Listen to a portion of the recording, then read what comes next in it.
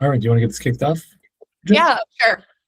Good afternoon, everyone. So I'm actually going to ask everyone, you can keep yourselves on mute, but we're going to ask everyone to turn their cameras on. I think that at the end of the day, you've made a dedication to yourself to educate.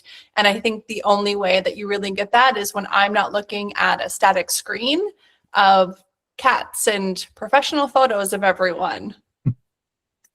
Perfect. Great, you got called out. Thanks for turning your camera on. I have low bandwidth, so I'm going to leave it off, Bridget. I just have low bandwidth, so I'm going to leave it off. Oh, okay. So ideally at the end of the day, when we're talking about what buyers want or how to do a buyer consultation, does anyone do a buyer's consultation now with their existing buyers? Heidi does. Hi, Morgan. Sona. So what do you guys do with your buyers now? And there's no wrong answer in this.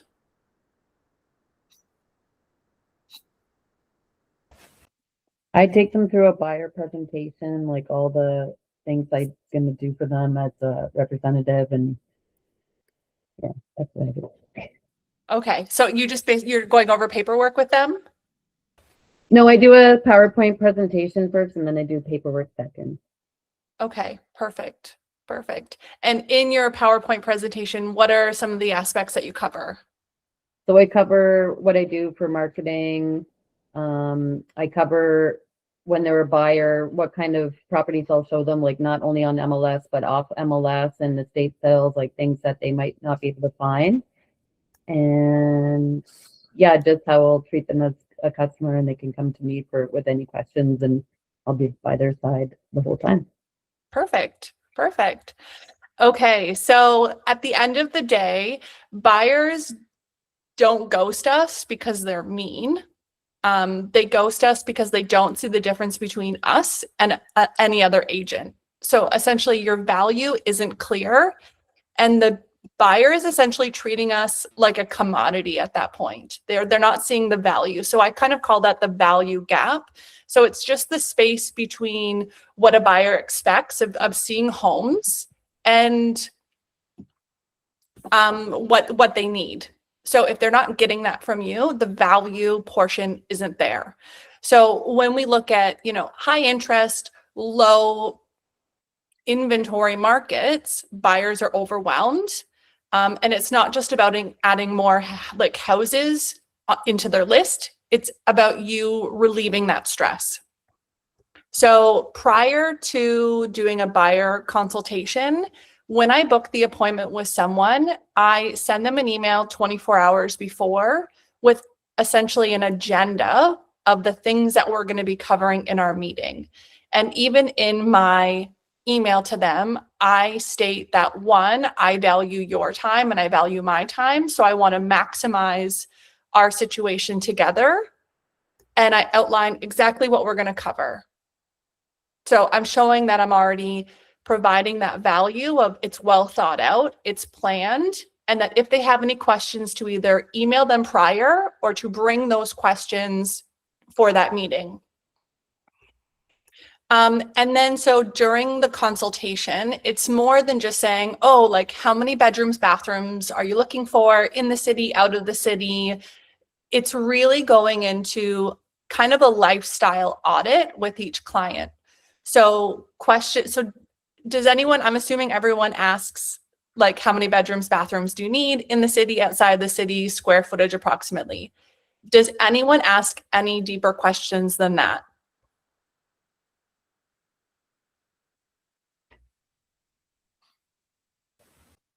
I'll be participating. Absolutely. Do you know what? I just realized my answer. That's the best way. That's the best way to do it, because you're going to get the most benefit if you're the one asking questions. So, what kind of questions do you ask your buyers? So when I answered the previous question, I was talking about sellers because I was talking about marketing. I got mixed up. But yeah, so for my buyers, something I ask them is what their goals are, because sometimes, like let's say if they want a 2-bedroom house with no acreage, but then I find out that they'd love to have a barn and do like yoga workshops. So then I'm like, well, you probably want a little bit of acreage. And it's uncovering things that they didn't even know they needed. So Yeah, yeah, asking the absolutely. goals questions and open-ended questions. Absolutely. So essentially, we're looking for a lifestyle audit, which is more than just beds, baths, and how many stories of a home do you want. So it's asking things like, what's your morning ritual? Do you drink your cup? Like, where do you drink your cup of coffee first thing in the morning? Do you need silence, a view of like a busy kitchen? Your commute tolerance, is 20 minutes too far of a drive for you, or is proximity to like schools or gym more important at the end of the day? Asking about hobbies. So do you have hobbies that require space? You know, like you're saying with the yoga or gaming, or, you know, do they have a lot of like four-wheelers that they have to store? And then asking them what their 5-year plan is. So my favorite question is to ask, if life goes exactly as planned, who is living with you in your home in 5 years? So are you planning to have more children? Do you think that maybe you'll be generational living where grandparents or parents will be moving in with you? Are you expecting grandchildren to move in with you? It's getting a long-term picture, because if people normally buy and sell houses every 7 years, asking what their 5-year plan is pretty much on par without being so specific of 7 years. And then I also love to ask the stressor question. So in your current home, what is one thing that makes you want to leave today? And it could be a plethora of things. It could be, I hate my neighbors. I don't like the street I live on. It's too far from work. It could be any number. We want a pool. Our backyard is too big. We don't want to have all the yard maintenance. We want to have more yard maintenance. Like, we want to be kind of homesteaders and grow our own food. You won't know those things unless you just simply ask. At the end of the day, you have to ask these questions. That's part of our job. It's more than just bedrooms and bathrooms. So basically, when we're in our buyer consultation, I break it up into 3 parts. The first portion is I need to get to know them, and they also need to get to know me, because buyers will not ghost you if they know, like, and trust you. They will want to work with you if those 3 things are very strong. So the only way that they get to know you and you get to know them is by asking questions and coming up with ways that they feel familiar with you. So essentially, if they're like, oh, well, we wanted to adopt a dog, that's amazing. I have 2 dogs. What kind of dog were you thinking? Or we want to have kids, or we don't want to have kids, or whatever it is. If you find a commonality, a connection that's more emotional between you and buyers, they're less likely just to think that you're a commodity and just not call you back. So case in point, I was going to Costco this past week. I ran into a client of mine right away. Big hug. She whips out her phone and she's like, look at the renos we've been doing, and literally starts scrolling through these pictures. And she had said to her husband halfway through the renovations, oh, as soon as we get these renovations done, we have to call Bridget so she can come for coffee and like take a look at everything that we've done. So it's about building that closeness with clients early on, that you become their trusted confidant, you become their trusted person, kind of half therapist. So sometimes, and it's really just transitioning a meeting to a consultation in that first meeting. So the first part is getting to know them getting to know you. And then it's explaining the roadmap of how this process is going to work. I simply say to everyone, unless you've bought a house in the last 3 years, I'm just going to explain everything to you so that at the end of the day, you understand what's going to happen. Because even though you've bought a house before, it doesn't mean that you're going to remember all the little bits and bobs of how this is going to work. And then the last part is actually just showing them the homes and getting to know them, asking those kind of 3 questions deep more while you're in the home buying process. So it's the getting to know you, and then it's explaining what's happening, how the process works, from the search to the paperwork to the home inspection, to getting to know their broker, all of that. So at the end of the day, during the getting to know you, it's also, I need a home office. Okay, why is that important? Well, because I work from home.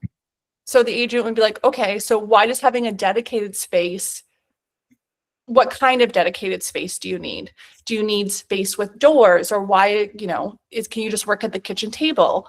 And so the buyer is going to say one of two things. Well, no, I work pretty much all the time, or I want to be able to close the door to my office and then be a mom or a dad come 5 o'clock. So that's that's a value that they need to be able to walk away from their home office. Not everyone works at the kitchen table or in the living room. They want to be able to kind of transition out of their work from home. So it's just, at the end of the day, you aren't selling a home office to someone. You're essentially selling a work-life balance. So when they value something, that's at the forefront of something that you should value.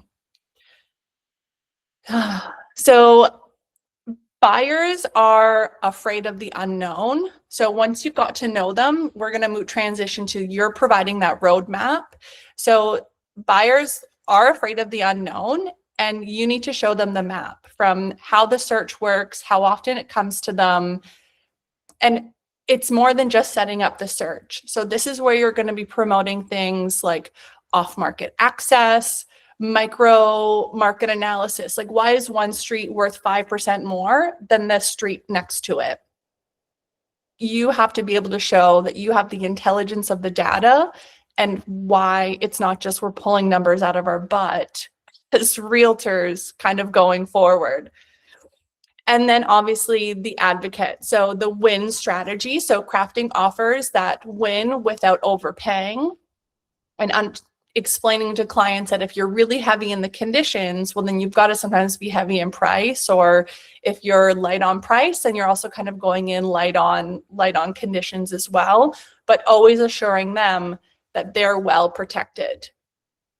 And then, there's also protecting their earnest money. So when they're putting down deposits, are they going to get that money back? There's always these questions, because at the end of the day, they're not working to just buy a house or lose money, and it's really just explaining that roadmap to them.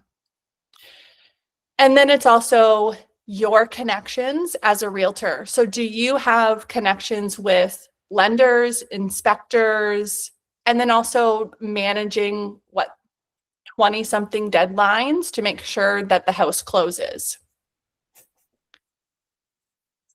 Does anyone have any questions at this point? I kind of wanted to jump in. Yeah. So when it comes to the questioning process with your buyers, what would you say are the things that you can get into where asking the right questions, you can get your answer in what they're not saying versus what they're saying? Yeah, so it's a few things. So it's about asking it one, you have to pay attention to body language, micro expressions. I think that it's really important if you ask them, where they want to be, it's asking why do they want to be there. So if somebody says, oh, we really want to be in a 2-story home. Okay, great. Have you ever lived in a 2-story home before? Have you looked at any other properties that were different from that? It's about asking several questions, I think, to get to the root of the answer, but also finding out why it's important to them. So earlier I had said about in your current home, what's the one thing that makes you want to leave today? Ultimately, we're wanting to find out why that they're wanting to move, so that why is now to help motivate them when they're unsure, or they're not wanting to make the next steps in the process.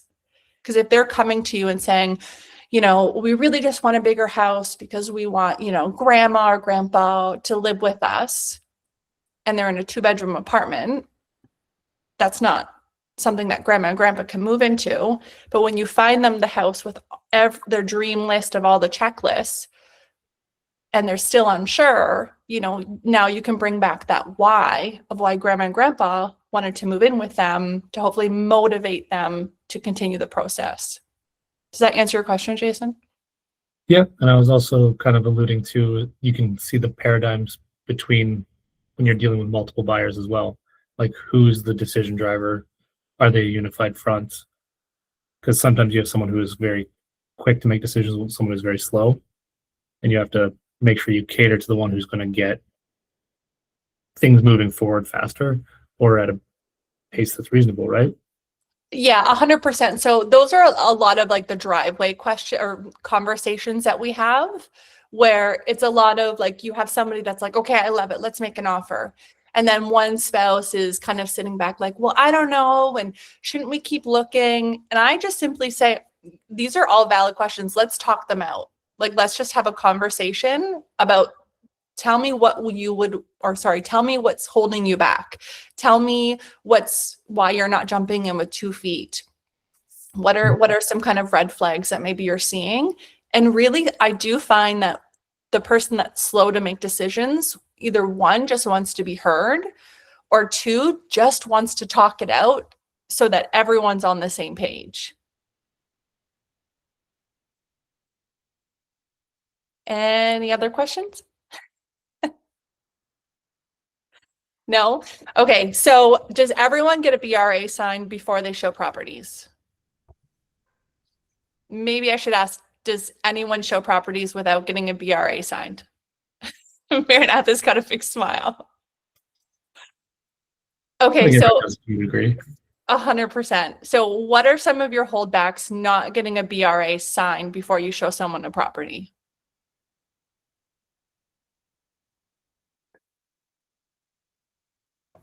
I'll jump in. It's Sherry. Perfect. Hi, Sherry. So I don't always get a BRA signed. Now, in full transparency, I also don't work with a lot of buyers. I do more on the listing side. But I do find that sometimes if you're building a relationship, that going into the first one without a contract, without anything signed, it's allowing them just to get a deeper feel for you. And if a BRA is not signed, the RICO guide has been signed. So something has been signed and something has been reviewed, and there's some sort of feels like transaction without signing a contract.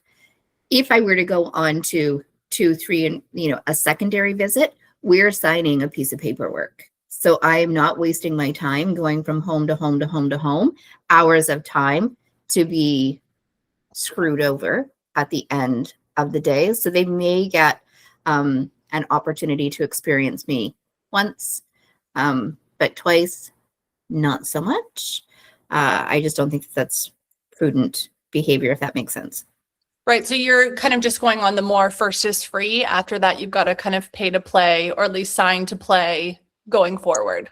And even if it's just for that one particular property. So if you don't, if you'd still want to play the field, so to speak, if you're bringing me into a property, you're obviously bringing me in there as opposed to somebody else for a valid reason that I'm not doing all the work and then having somebody else reap the benefits.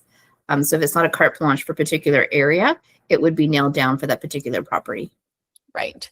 So while I used to run my business like that, I realized that I was actually doing a lot of one-time showings, and then the ghost would happen, or they would have another agent that they just didn't want to waste their time to do the showing.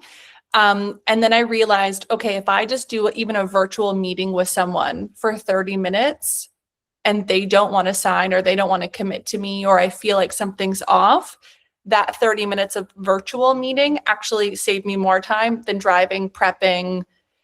Agreed. Showing them the home, wasting my own gas. Yep. Just agreed. Let down later. So when I did switch to the you had to meet me first, no different than you had to give me your full name, driver's license before I take someone out. And I only implemented that because I was foolish. And I went into, essentially, I showed someone a very rural property. It was about a 700-meter long driveway into a back bush property. And I was an eager new realtor. And I was like, sweet, I'm going to make $4,000 on this shit house if I sell it. And I met with them, and it was a guy, like a grown man. And I didn't think anything of it. But then I realized, oh, it's a 1-lane driveway. Now they've parked behind me, and he shows up with his buddy.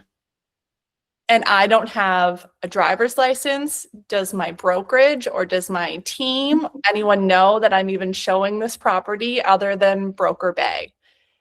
And that's when I was like, my life is not worth $4,000 ever again. And I was like, okay, something needs to change. And this was probably about 4 or 5 months when I first became a realtor. So I also feel like this is good for my buyers, but also you really kind of get to know someone before just showing up at a property. Well, and perhaps you can speak, Bridget, as well. So what I've experienced is there is that eagerness is there when we're new, but I will say that eagerness can also reappear back when agents have necessarily, maybe they didn't have a stellar year last year.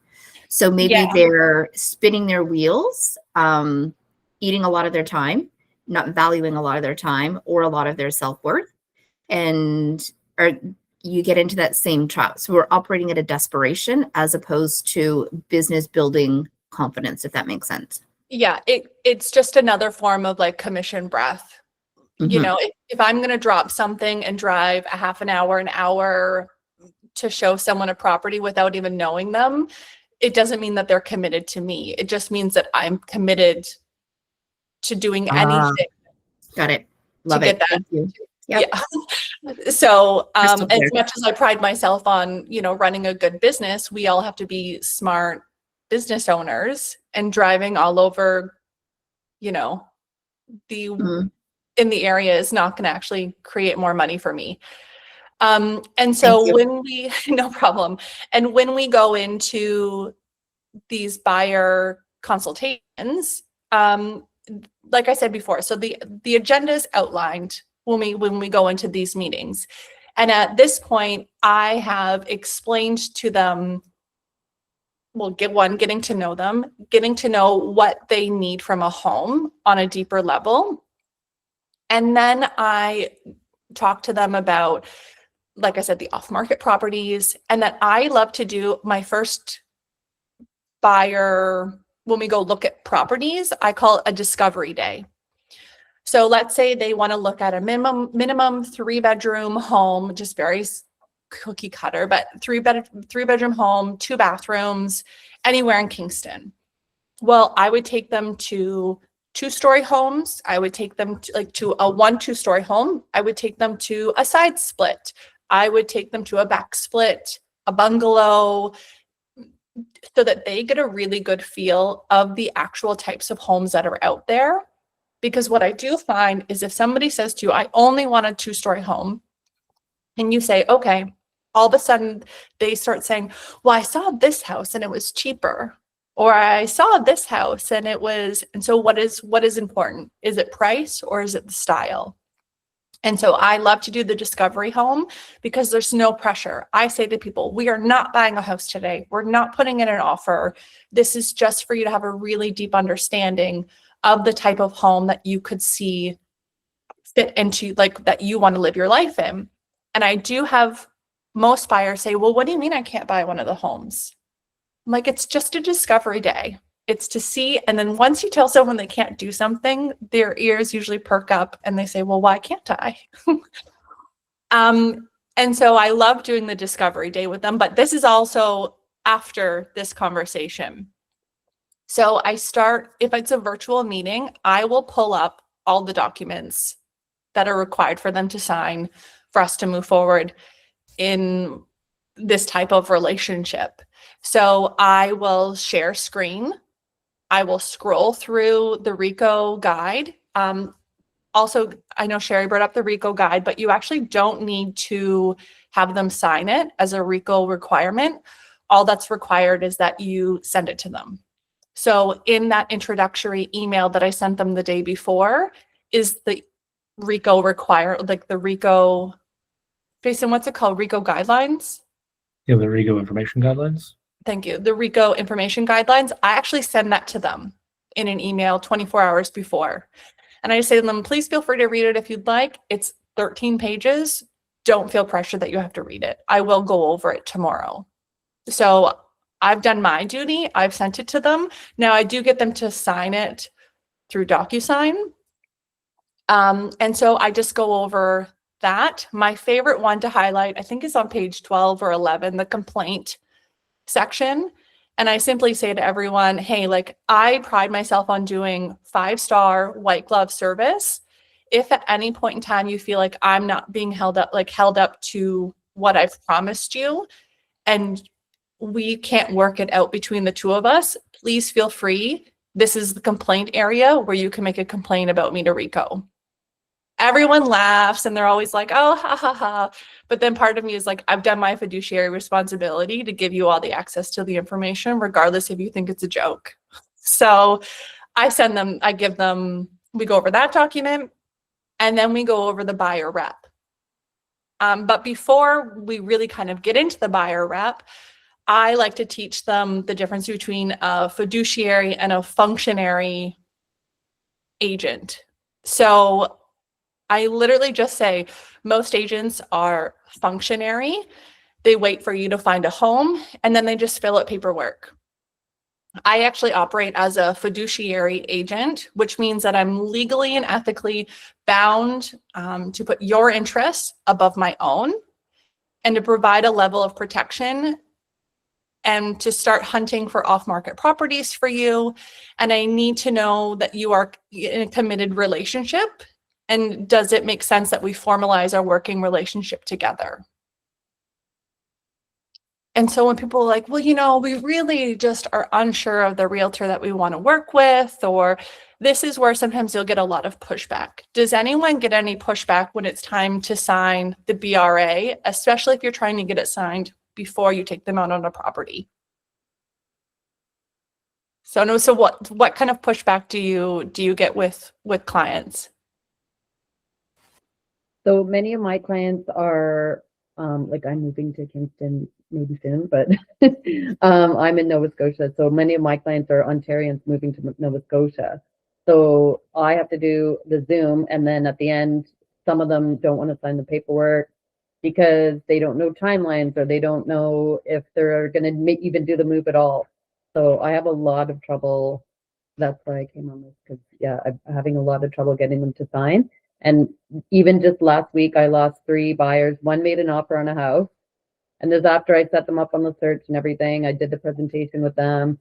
And one of them found another agent with Keller Williams. And then another one, it's just like, it happened 3 times. So I thought, okay, I need to change the way I do this, because if I don't meet them, when I meet them, it's fine. I could do the paperwork. But if I don't meet them, I find it very difficult to get them to sign when you're just doing a Zoom. Right. So I guess essentially you're asking, you are kind of doing a mini consultation with them because you obviously know how many houses or like what they're needing in a home. Yeah. And so really, this is where I think agents need to kind of gatekeep. I think at the end of the day, we control the search other than them going on Realtor and doing it themselves. If we held off just setting up everyone on a search right away to have this meeting. So if you already know, so let's backtrack for a second. When you found out how many houses and bedrooms and bathrooms they wanted, how did you find that information out? Was it a phone call? Was it a text message, an email? For me, Yeah. it was on Zoom. Like, we did a Zoom call and they. Okay. So you did actually meet face to face. Yeah. Okay, perfect. So I think sometimes it just depends on the level of how hard sometimes you want to go at someone. At the end of the day, you're like, I would love to work with you. For us to start working together and for me to set up a search properly, we need to finalize this paperwork. And really just saying, it's because now it's not, it's nice that you've only wasted a small bit of time instead of actually taking them out. But at the end of the day, finalizing that paperwork. And it's in the best interest for your client because the paperwork is there to protect them. It is not there to protect us by way of somehow we're sneaking in extra little bits of text, or it really is there to protect them because we're ethically bound to promote their interest only. Any other objections that people have heard from buyers of why they won't sign?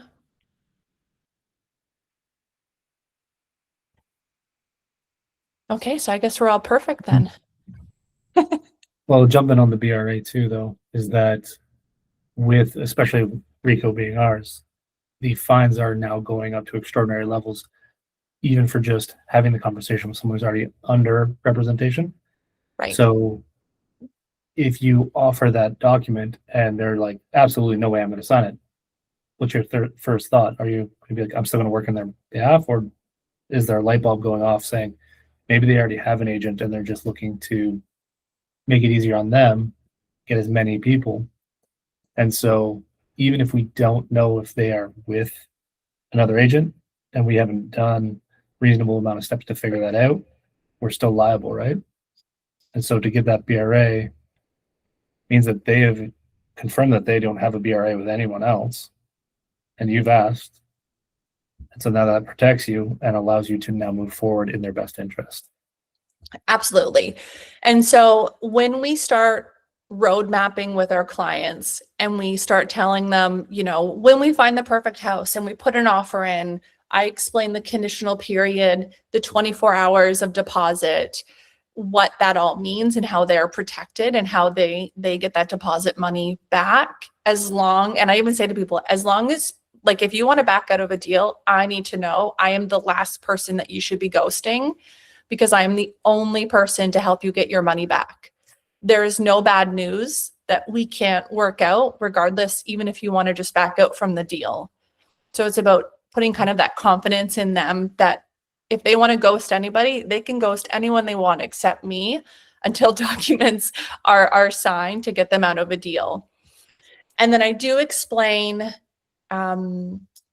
like the home inspection. So I also need to confirm who their mortgage broker is. So if somebody comes to me and they say, yep, we've already been pre-approved, fantastic. Who is your mortgage broker? And I need to contact them to confirm how much you've been pre-approved for.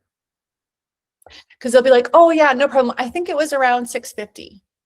Well, was it kind of near 650 or was it hopeful thinking of 650 and then they really came back at 575?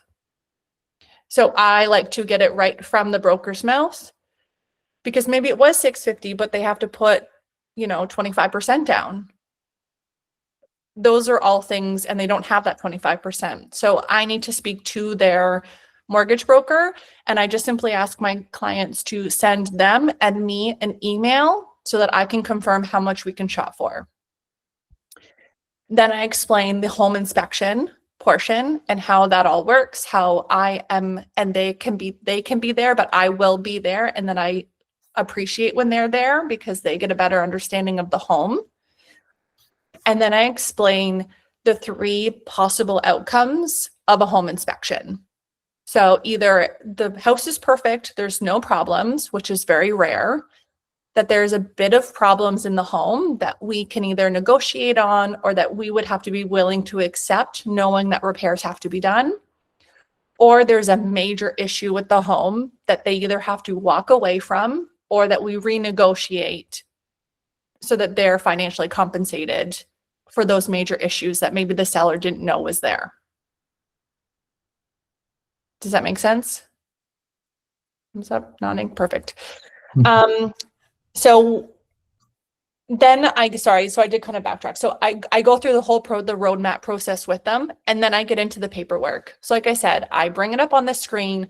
I educate them on the difference between a functionary and a fiduciary agent. And I've yet to not have someone sign the BRA. If somebody doesn't, and they say, well, can we still set you up on a search? Can we still, go look at this property? And I say, I only work within committed partnerships with my clients. So you are more than welcome to shop around if that makes you feel better. I'm ready to commit to you. But I'm not going to set up on a search because I only deal with committed buyers at that point. So it's really kind of just putting the ball back in their court, because if it takes me even 20 minutes to set up a search for someone, that's 20 minutes I could spend with my family. That is 20 minutes I could spend making another phone call to find a different committed buyer at that point. I used to kind of give an analogy to buyers and said, listen, we only have so much time during the day. I only work with committed buyers. If there's a property that you really love and we have not signed, I still won't show you because I spend my time with people that have formally committed to me. I've only had to use that a few times. But mind you, this is also an hour and a half of conversation, building trust, know, like, and trust with our clients, right?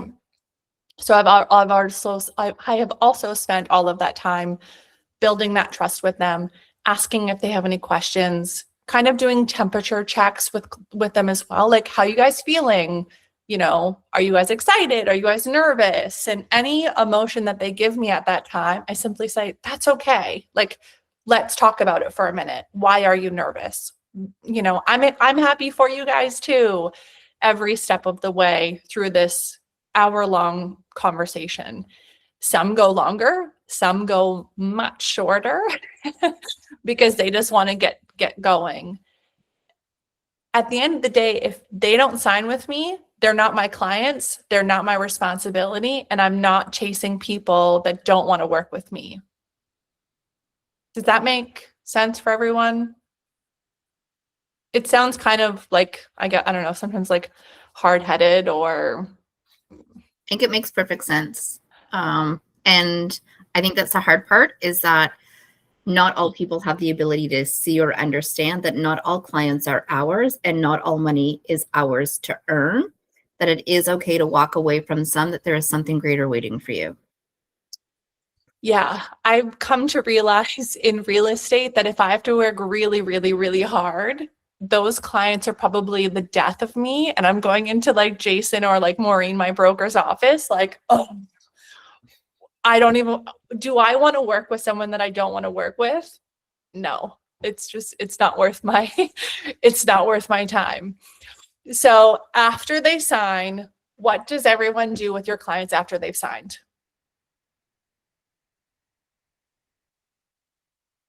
Someone says, yes, I want to work with you. I want you to be my agent. What's the first thing that you do? Birgit, you have experience. What's the first thing you do with clients? You're on mute, honey. Fine. Look for potential properties that suit them. Okay, perfect. And then so you just set them up on a search. I'm assuming we all do this. We set them up on a search. And then what do we do? Go look at properties. Okay. So between then, does anyone do anything different? Or does everyone just do the search and then open doors? Well, I get some more paperwork out of the way. I mean, there's a lot of paperwork, so I like to do it in stages. So I'll send them that, that declaration that they're not a non-Canadian, for example. I'll ID them as quickly as possible. So I do a little bit of paperwork at a time so that it's not one big, huge bulk. Right. So I actually have essentially a 3-step thing that I do almost every week. Well, 2 steps every week with clients. I call my buyer clients every single Friday for a check-in. Even if there was no new houses or there was nothing really new to report to them, I call everyone for 10 minutes to see how's it going, if life has changed, like not just, oh, hey, did you get my emails of the houses? It's like, hey, how was work this week? Have you been able to dig yourself out from the snow? Just to build on that essential relationship. So my business is 100% relationship built. I am not a transactional agent. I would rather I don't want to say make friends because that sounds weird, but like I want my clients to feel like I am their friend. So I call everyone every Friday and I literally say, hey Heidi, I only have 10 minutes, but I just wanted to check in. I only have 10 minutes before my next appointment, but I wanted to give you a quick call. Or, I'm driving somewhere and I've got 12 minutes till I'm there. So what's going on with you this week? I check in with everyone, even if we didn't look at homes. Sometimes it is a fact of, have you thought about that house that we saw 2 days ago? What did you like? What did you not like now that you've had more time to think about it? Right? Because we're also in a time where buyers have lots of time to just think. They don't have to make quick offers. And then, sorry, what, Jason? No, I was just scratching my face. So I literally just give them each a call every Friday.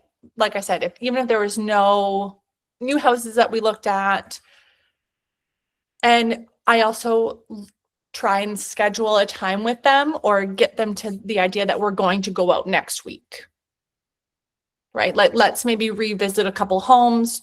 And then it's also, I send them every week a personalized walkthrough or market update. And it's all through Loom. So they see my little face in the corner and I just it's a screen share. And the video builds, I think, sometimes intimacy, and it adds a bit of trust faster than a text. And they know it's personalized. So every video, it would be like, hey, Heidi, like, here, Maranatha, like every video is specifically to them. Even if I had I never had to change the parameter between, client A and client B. I still make the same video for that person and I just email it off. And those videos are maybe 2-3 minutes. And so I send those on Monday for each client. So Friday we get like, hey, how was your week? And then the Monday video comes up and, hey, this is how the market was last week. If you have any questions in the meantime, let me know. I'm here for you. But this is what's been going on.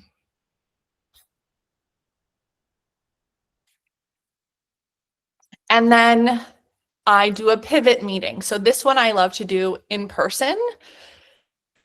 And I usually do it around the 21 day cycle if we haven't already started making offers at that point. So I schedule like a strategic pivot in either adjusting their criteria, what they're looking for. It just, I think, keeps the search fatigue at bay. So we go over and I simply say, hey, this is what you originally told me in our meeting almost a month ago, that this is A, B, C, and D is what you want. I've shown you A, B, C, and D. What's holding you back from making an offer? Or what more are you looking for? Or what are some deal breakers? And really kind of getting them re-engaged. And hopefully at the 21-day mark, it would prevent the search fatigue that I'm sure I even get search fatigue sometimes with clients if it's too long. So does anyone have any questions about like the anti-ghosting system after? No? I'll jump in just to help grease the wheels a bit. When a new listing's coming up and you say you want to book a showing, how is it that you approach that conversation? With my clients on like, the one's like a perfect property for them. And you want to make sure you're showing the urgency, but you don't want to be beholden to their calendar so much.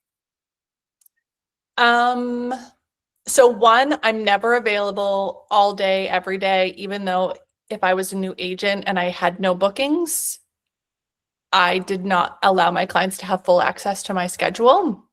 Mm-hmm. So, and sometimes I would simply say, so one of two things happen. Sometimes I will always preview a home depending on the client, especially if they're from out of town. I would preview the client for them.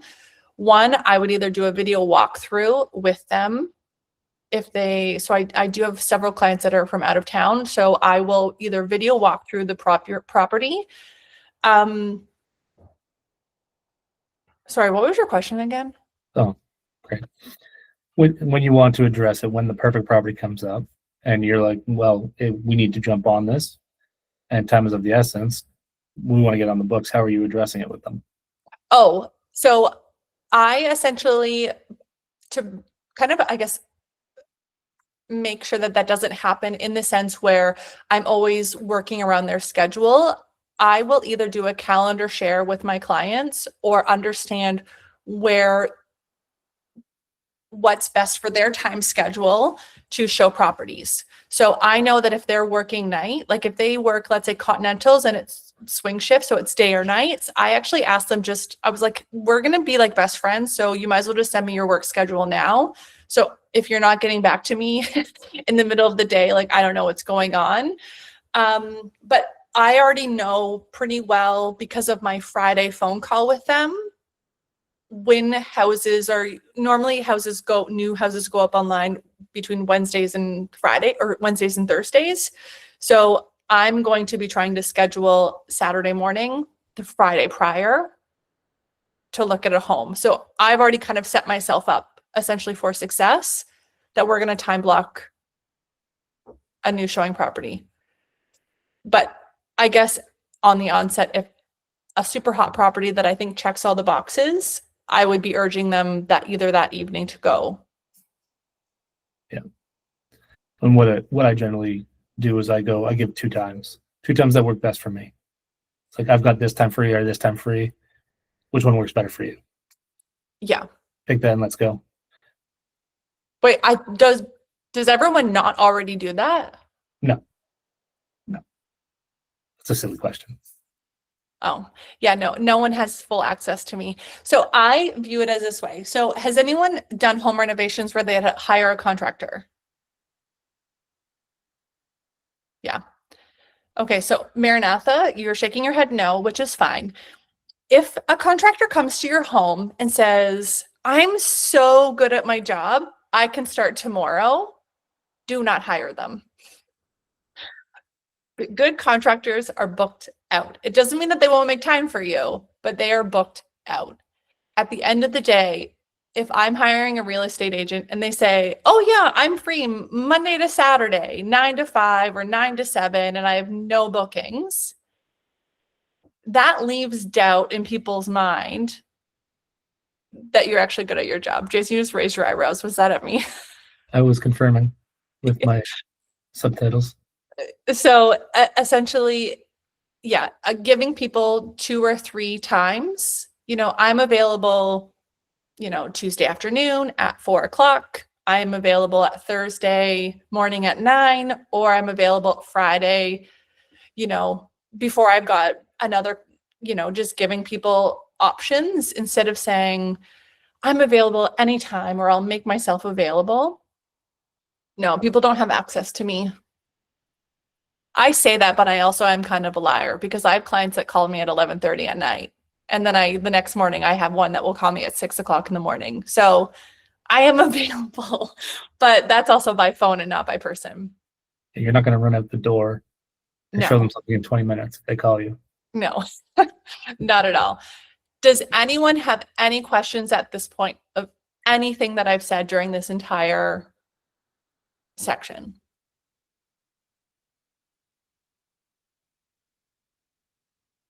No, it's all clear as mud.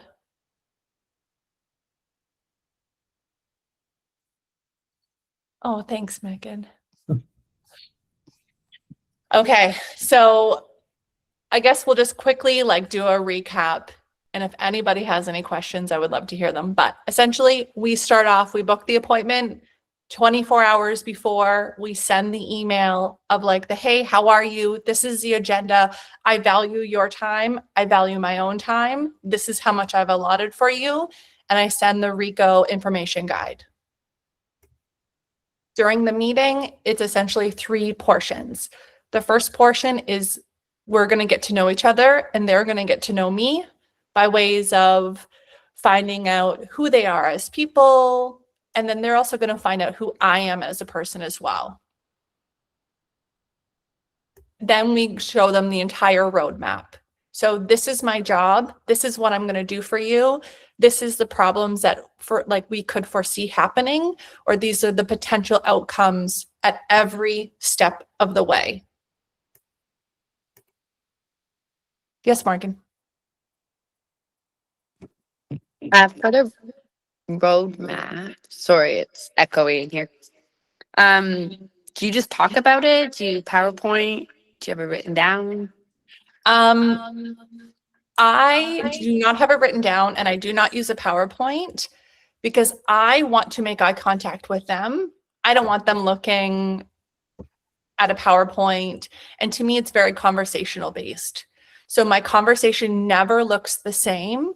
I know the outline that needs to happen, but the conversation sometimes is very different from when I'm speaking to a first-time home buyer and I'm going into so many little intricate details to somebody that, you know, I did 4 transactions with them last year. Now, okay, well, I probably wouldn't have this conversation with someone that I did 4 transactions with last year, but it's essentially, you know, maybe this is their 3rd or 4th house that they've purchased. I'm just outlining my process. So when I explain the home evaluation or the home inspection, when we're standing in the yard and we're doing the home inspection, I can say to them, remember when we first met and I explained to you the 3 outcomes? And they'll be like, yeah, I think so. And then I say, you know, it's going to come back perfect. It's a disaster and we have to think about walking away, or we can just negotiate on some small little things, or you might have to concede and realize that you just have to take on those small little things yourself. Oh, yeah, I remember that.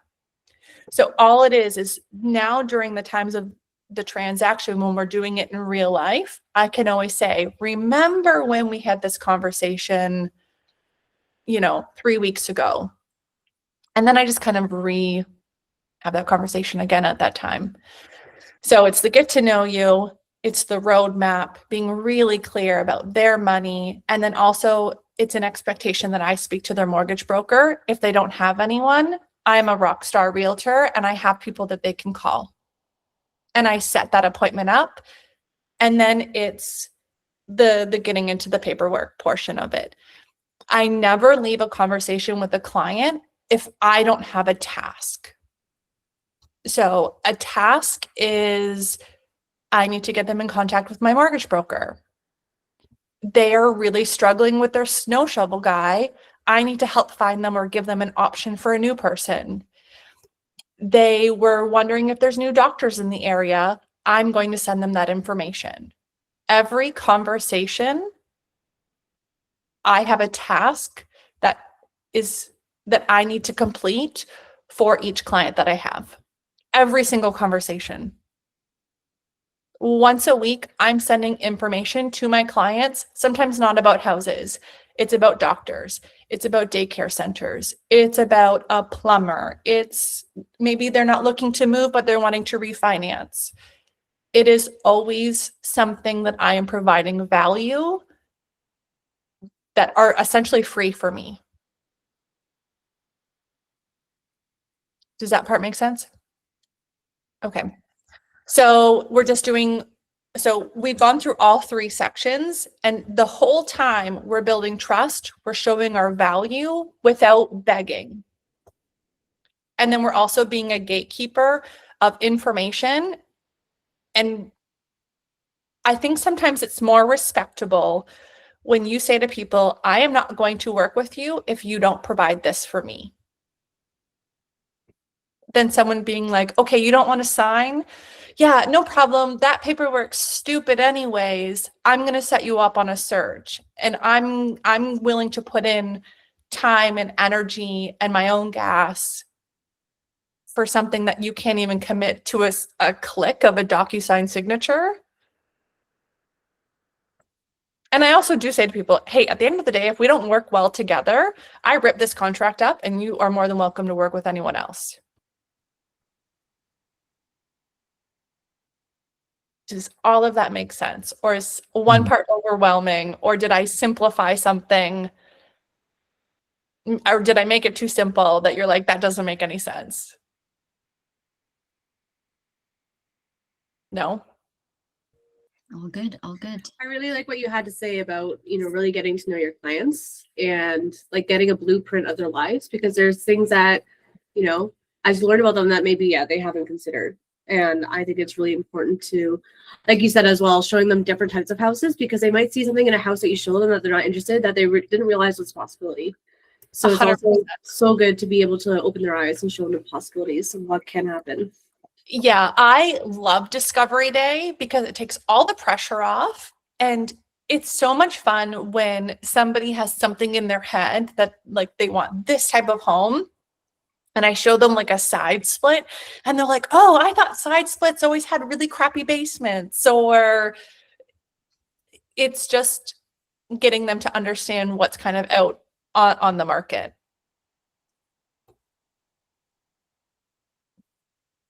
So I'm done super early. I'm so sorry, Jason.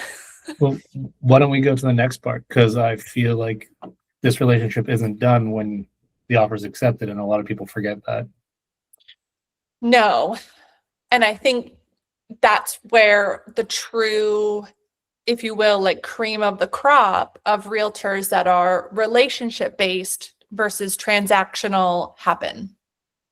So I'm going to put this out there first.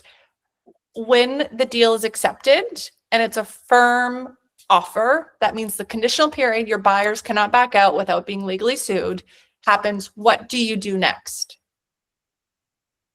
I'll tell you what most agents do. I want to hear what everyone else does first. You stay in touch. You So check how in do you with stay in touch? just in person, email, text, phone call, whatever, some or all of the above. And I check in on a regular basis. Is there anything else I can do for you, at this time? Here's a list of things that you want to prepare for your upcoming move. What can I do for you? I find this the most important time is between, the firm contract and the actual move. It's just that's the most I'm not sure the most important, but it's a very delicate time that needs to be massaged. And It's the most important time, but it's actually the most difficult time to speak about anything. Right? Because now you found that the whole time that you guys were getting to know each other, all you did was talk about houses and offers and how you service them. And a lot of people now, the offer's been done and they're like, now what? Now, what do I talk to them about? We're not talking about searching for homes. We're not talking about that stress anymore. We're not talking about, I've got to talk to the mortgage broker or we've got to get this paperwork signed. So the very first thing everyone should do is ask for a Google review, because that is the height of their happiness. Like they are still riding high on that happiness. And I always ask for the Google review when I bring over a bottle of champagne and like some kind of card or something to them when we first become firm. Do you do that before closing day? Of course I do. Mm. Because after closing day, they're busy unpacking, they're busy registering kids for school. Life is now somewhat back to normal at that point. So I ask for the Google review as soon as it's now a firm offer. Do it in the honeymoon phase. Because after, and if they don't, okay, no problem. But now I have 30, 60, 90 days to kind of keep asking for that Google review, because they might forget. They're still busy. They're still packing. I send it over to them as a QR code. I bring champagne. And so if they are, so I bring champagne on the firm date sale. What does everyone else do during that time between accept firm and closing date? Nobody? That's okay. I'll jump in. Yeah.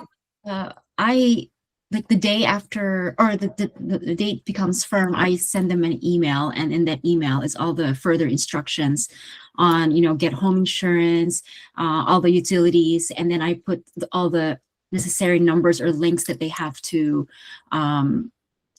connect with and an internet service and all that. Just further instructions Perfect. for closing. Absolutely. Yeah. So I send the what to do now email, and it has documents of utilities, moving companies. Oh, sorry. My favorite thing to do though is when I bring the bottle of champagne, I also bring empty boxes from like Home Depot to help get them started packing. I am not a big gift girl when you've closed. I don't do a big gift at the end. I don't feel it's necessary because I do little things for my clients throughout the rest of the year. So I'm not one to like buy a barbecue or like a big basket of whatever. I've bought and sold many homes in my life. I think I've maybe been given one gift, and it was also kind of crap, and it was all branded to their stuff that I never ended up using anyways. So I feel like it's a waste of money. But I do like Popeyes and everything. So it's the champagne in boxes. It's the what to do now email is sent to them. I send them a PDF of all services, internet providers, utilities, propane, septic, all of this to call so they can be familiarized, set up those accounts. Once upon a time, lawyers used to do that. They don't do it anymore. And then what does everyone else do? Or do you just wait to closing day and you're just like, yay, let's book your couple viewings and that's it? Yeah, you're talking about the final walkthrough? Yeah, so you've done the like, hey, how's it going? These are next steps. This is a checklist of things to do, 4 weeks out, 1 week out, 2 weeks out before closing. And then what? We do our final walkthrough and then we're good. Like happy key day. Yeah, that's the one thing is sorry to cut in, is the No. silence. I find like there's some silence in between that time frame. Yeah. I also prep my clients that we are going to be best friends while we're searching. And then after we find a house and after it's accepted, it kind of feels like a little bit of a breakup as well. So I also do prepare them that we won't talk every day because sometimes there's just no need to talk every day between final acceptance to closing day, because there sometimes really is no need. But for the last 20 something days, I've spoken to you every single day, and now I don't. So we send the what's to do next email. We've already dropped off our congratulations gift. We schedule their final walkthrough. So I schedule the walkthrough the day before closing to make sure that in the contract is what is supposed to be there. And I always, so if my clients are getting a bridge mortgage, meaning they still own their current home and they own essentially two homes at the same time before they move in, I ask when the big move-in day is. When's the big move-in day? That's what I want to know. When is the big move-in day? And that is the day that I bring pizza and beer to their home as like, hey, dinner's on me. I even say to them, do you want meat, Hawaiian, veggie? Like, what do you want on your pizza? And I just go get them whatever the one comes in the white bottle. Stella? A beer? Yeah.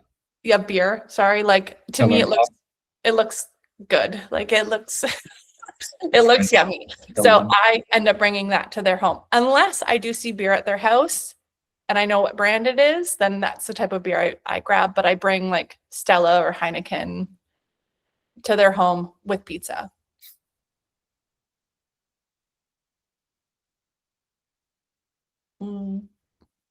What does everyone else do?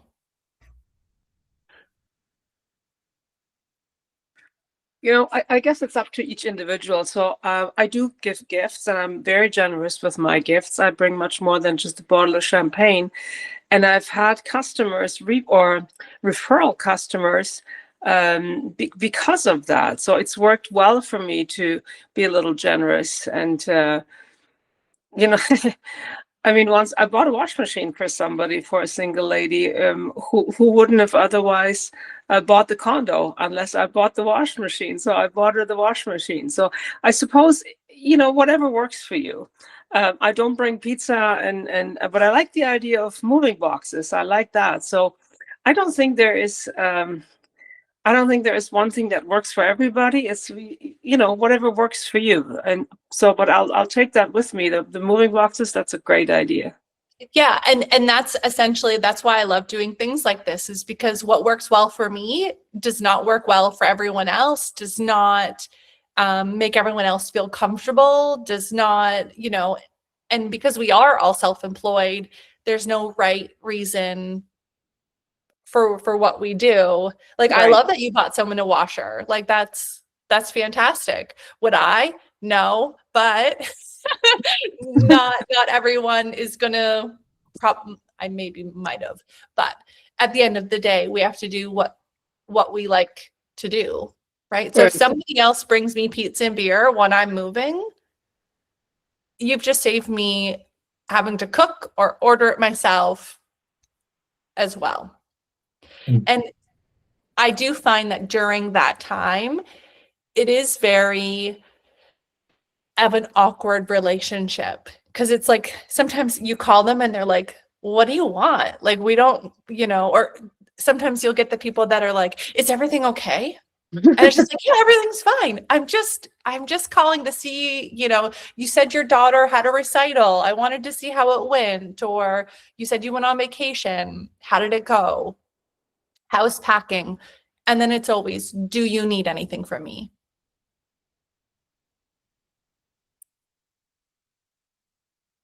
I also think, going on what you guys are saying, is it really depends case to case how you're handling it. Because I have clients where I'll do a gift and it always is functional. They'll use it, but then if I have a good relationship and something is, the emotional will outweigh the functional, but I'm never just going to get a BS like a what a basket, like just random chocolates and stuff. It's going to be particular to what I've understood that they need or would love. So even Mhm. like the biggest one, I've spent $1,200 on concert tickets for them, but there's a big whole emotional reason behind it to show that I knew them and I listened to them. Right. Where I wouldn't do that for everyone, because not everyone's going to appreciate it. Not everyone's going to love the beer and pizza, but most of us would, because it really does suck to have to figure out dinner while you're moving. 100%. And like, I do things on the 1-year home anniversary, right? So like, I do lots of things throughout the years to remind them of who I am, and little bits and kind of bobs throughout the year. Like, everyone gets a birthday card, everyone gets a Christmas card, and not that those, so because to me, at the end of the day, I'm not a very good gift giver. So any one of my friends that have had a birthday would know that I don't give them a gift, but I'm like, hey, let's go out for lunch. Like, let's go spend time together. It's just because gift giving is not my best quality. It's not a quality I have at all, but I'm more like, let's spend time together. And that's how I kind of show my appreciation to clients as well. Oh, thanks, Megan. So does anyone have any like fun things that they do that might be different in their business, or questions on, I don't know. Oh, Morgan, you're, Hi. hi. Sorry, because we have it up on the screen and then I have it on my computer too. No worries. When you said fiduciary agent, so like off-market property, Mhm. how do you go about finding those other than like posting in the groups? Is there other ways too? So there is a section in Broker Bay that has an exclusive section that you can check out. There is obviously like Facebook groups that you could check out as well. And then just staying really well connected with agents. So I send a lot of agents emails every week. A lot of agents an email every week, I should clarify, saying, hey, I'm looking for this. I have in this area, this is what their parameters are. Does anyone have any exclusives? So in my CRM, any agent that I've ever come across in any country, any part of the States, anyone locally, I'm building my own database of agents. that they already know me or maybe already know me or might hopefully remember me, that I'm sending them an email saying, I have a client looking for this. What about terminated? Can you go after those or no? Not so much. No. Yeah, there's always a spot on the listing agreement that says, Holdover? after termination. Like if you have a buyer for that property. Oh, I would just go to the listing agent then, like the original listing agent. The original listing agent and be Yeah. like, I know it was terminated 2 months ago, but I have a buyer that would want to buy it. Are they still interested Yeah, in selling? 100%. I think that there has to be a level of like respect for people. And yeah, I wouldn't just knock on a door if I had a buyer. If the listing agent never got back to me, and I might give them 2 or 3 days, if they don't get back to me within that time frame, then yeah, I would go knock on the door and say, hey, are you still working with your agent? I have a client that's interested. And I would fully say, are you working with an agent? Because I have a client that's interested. And they may say, oh yeah, we are. We're going to put it back up in 2 weeks. Okay, great. Who is your agent? Here's my information. Please have them contact me. I have an interested buyer. But that I want to say is really rare. But yeah, I do think that there needs to be a bit of like a level of like professional conduct to at least go through the original agent. And the original agent might just say, I don't want anything to do with those people.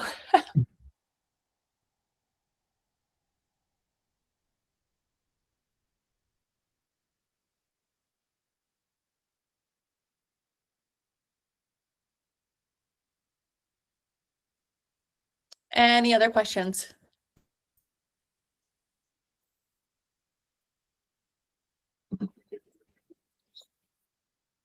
What about ahas? Did anyone have any big realizations, any information that found some light on some stuff they didn't understand before? Floor is free for anyone to jump in. I had a lot of ahas. I took like 3 pages of notes, but thank you so much. What are the top one? The top one I'd have to say is I like the functionary versus fiduciary because it really shows. I feel like that's the thing that's gonna stop ghosting right on its track. That's my Amazing. favorite one. Good. How many realtors do you have in Nova Scotia right now, Sonia? I think in all of Nova Scotia, is it 230? Or maybe that's just Keller Williams. Oh, I'm talking about like all of Nova Scotia. Oh yeah, we're small. I think it's 230, but I can't remember if that's just Keller Williams or if that is all of. There's like, 230 at the Keller Williams, yeah. So maybe it's 2,000. I think there's about 2,000. Yeah. So Where are you, Sonia, in Nova Scotia? I'm in Sherbrooke, Nova Scotia, Guysborough County. Oh, okay. Yeah. I'm from Greenwood. Oh, awesome. Yeah, so if I know of anyone who's looking for someone down that way, I'm still in connection with all of my schoolmates. I'll let them know. Sweet. Thank you, Gary. Appreciate that. yeah, I mean, so further to that point is that Toronto alone, we have 77,000 agents in Ontario. That's more than the rest of the country combined. And wouldn't you believe it that 95% of agents are functionary, and not even good functionary. They're like the bare minimum functionary. Like the biggest thing we're having a problem with is Toronto agents sending their clients alone with the door code or the lockbox code by themselves. That's one of the biggest, most frequent finds right now. Or So the it's- agent's not showing up for home inspections. And so does anyone have any other kind of takeaways from today? Me. What was yours? Well, I always love tips. So my biggest tip that I got for today was asking about the Google review when it becomes firm. So, because I think that's one of my most, when's the best time to ask for the review? So, but what you said was correct. And when it becomes firm, when it's not as busy as closing day, that's the time. And that's, I think, your tip as well. I think that's the better time to give the gift rather than on closing day. Because I usually do closing day, but what happens is, they don't really move in on closing day. Sometimes they just get the keys, but then they move like a few days later. So I kind of agree with what you said, with regards to the timing, like asking for the review, giving the gift, and then asking about when they're moving in. And then that's when you can come with your, with your surprises for your clients. So Yeah, and we can't assume anything. And the only way we're going to communicate properly is if we just ask a question. Yeah. Amazing. Yeah.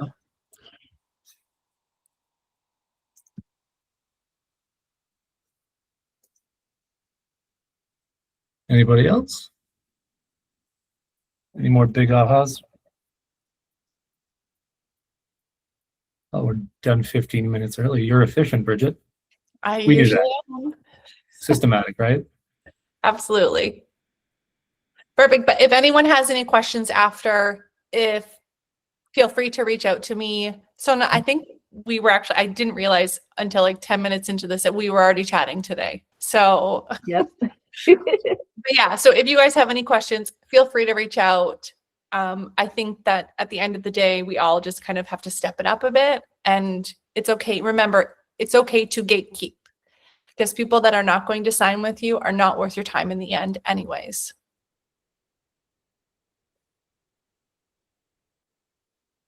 Good And that's stuff. it. All right, so here's where we sign off. Thank you for joining, everyone. Let's have a great day. Thank you. Bye. Thanks, Bridget. Thank you so much.